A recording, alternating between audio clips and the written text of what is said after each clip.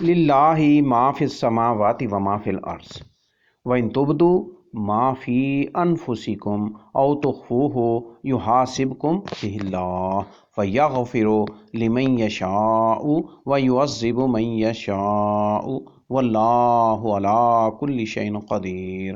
اللہ کا ہی ہے جو آسمانوں میں اور زمین میں ہے، اور تمہارے دلوں میں جو کچھ ہے، اگر تم ظاہر کرو گے یا اسے چھپاؤ گے، اللہ تم سے اس کا حساب لے گا، پھر جسے چاہے گا بخش دے گا اور جسے چاہے گا عذاب دے گا، اور اللہ ہر چیز پر پوری طرح قادر ہے۔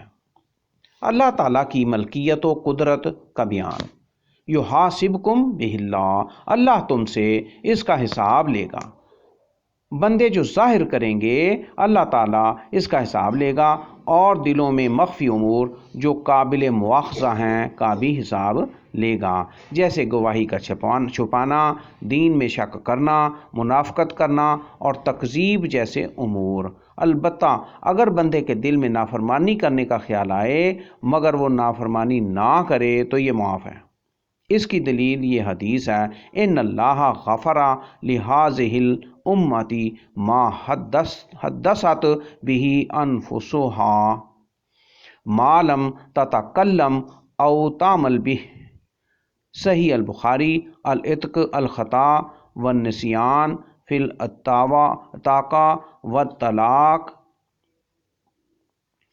والنحو والاتقاء علی وجہ اللہ۔ حدیث نمبر 2528، مسلم شریف۔ الایمان تجاوز اللہ عن حدیث النفس الخواطر بالقلب اذا لم تستقر۔ حدیث نمبر 127۔